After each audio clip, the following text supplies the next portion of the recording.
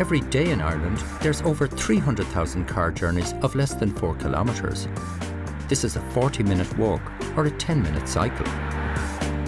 Why is it only 2% of journeys in Ireland are on the world's most efficient mode of transport? We face a daunting challenge over the next decade if we're to reduce our massive transport emissions. Getting rid of our car dependency is going to be crucial to this. Cars didn't always outnumber bikes. Back in the 60s, nearly everyone travelled by bike to work. Now only 2% do. Today I'm travelling a typical commute journey into Dublin city centre by bike. And I'm looking at the challenges we face if we're going to change from a car culture to a bike culture for all our short journeys. This is typical now. The bicycle lane stops, there's a junction, and there's no other bicycle lane. Really, everything from here should be 30 kilometres an hour because that is really one of the dangers of cycling, is fast traffic. Another problem is the lack of respect for cycle lanes, with cars and trucks parked in them, like here. It's obvious roads have been modified to suit cars, not bicycles. We've a long way to catch up with cities in Europe, like Amsterdam and Copenhagen, where 50% of people cycle to work. But there are cities like Vienna, who were like us a few years ago, but they've made huge strides in the right direction.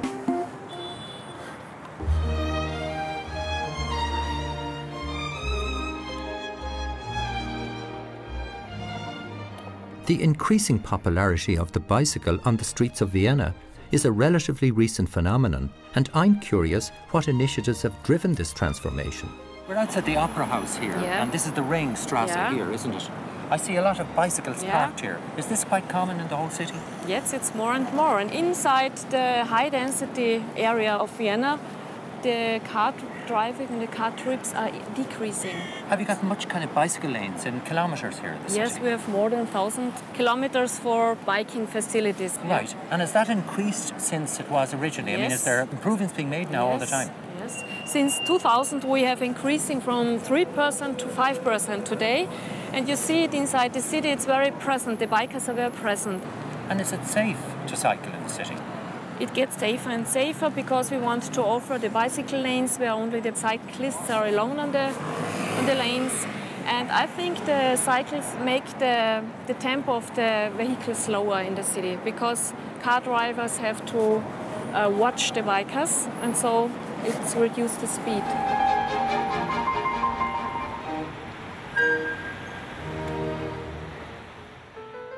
The subject of cycling is a little bit awkward between Duncan and myself because he's always questioning why I don't cycle. Frankly, I'm a bit scared to do it, and I haven't cycled since I was a kid, and I just haven't done anything about it.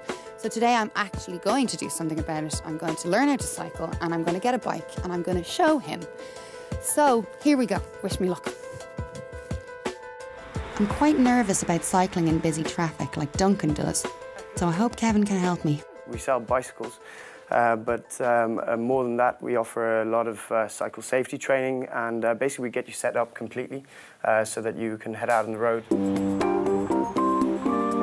So what are we doing here in Ireland to create a cycling culture like Vienna and the rest of Europe? I'm going to visit the Department of Transport in Kildare Street to find out. However, to get there, I have to take a roundabout route. One-way streets are the bane of a cyclist's life. There simply aren't enough dedicated bike parking facilities in our towns and cities. Ronnie, I was over in Vienna and I saw a huge initiative now with cycling. They were like us a few years ago, but their planning officer there seems to be doing an awful lot in terms of encouraging cycling. What about you here in Ireland? What's going on? Essentially, what we're trying to do is to bring cycling levels in Ireland from 2% by 2020 up to 10% of all journeys. That's a 5-fold increase. Can you tell us about the Smarter Travel programme? Smarter Travel programme essentially aims to turn Ireland's transport and travel regime into a sustainable one by 2020. We want to see a whole lot more people onto public transport, onto bikes and walking as well. These are great, by the way. These the Dublin bikes are just a fantastic thing, you know? You see them all over the city, people using them. Unlike our other European cities, we don't have an awful lot of off-road cycle tracks, that you tend to find in Amsterdam and Copenhagen. And if we want to make progress on cycling generally, we got to make the ordinary streets more comfortable for the cyclist. Between 8 and 10 in the morning, you know, when the bus gate is operational, it is an absolute joy for cyclists, you know. Cycling to work is healthy. It adds up to 10 years to your active life, and you're saving money on fuel and parking costs. By learning to share the roads, we'll cut down on congestion in urban centres, reducing impacts to both pedestrians and cyclists. And that's the real danger, I suppose, of cycling. You're getting caught inside fast-moving left-hand turning traffic, you know, without a doubt. The truck can't see you going around the bend, can it? No, absolutely not. No, if you can't see the truck driver in his mirror... It's crucial that cyclists wear the right gear. You have to be seen to be safe. I know it sounds bimbo-y, but some people kind of have that whole luminous yellow big blob look about them. There's a lot of bicycle fashion out there. With the things that are out there now, there's no need to sacrifice fashion for function.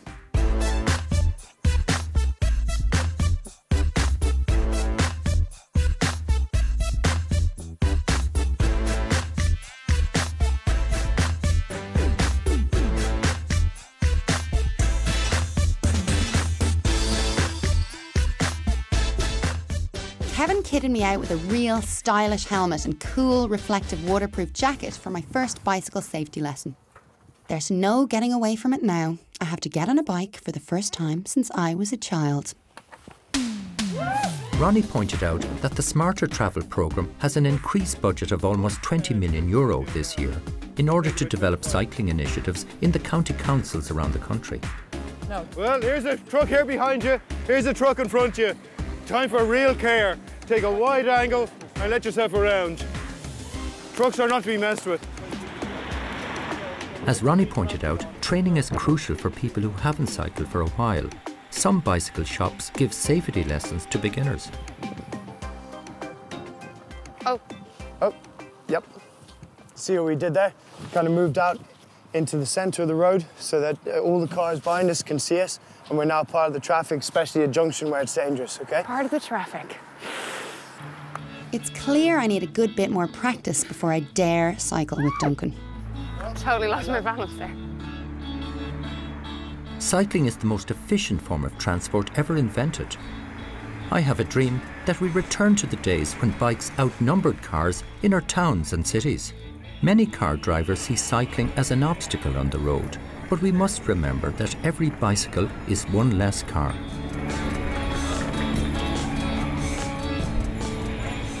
Wouldn't it be great to use this recession as an opportunity to create a sustainable transport system by following our European neighbours and getting on our bikes?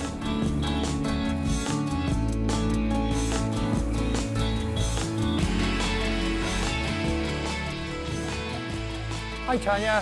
Hello. Oh, it's great to see you on a bike again after so long.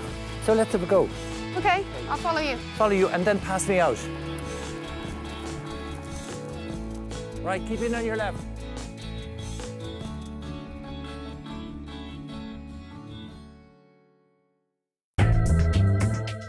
Remember to get on your bike this June for National Bike Week. In our next episode, we'll be exploring how our communities in Ireland will be the next wave of resilience and sustainability. We visit the Aran Islands to examine how they can meet the challenges of self-sufficiency and show how a small town in Austria has transformed its economy by going the green route.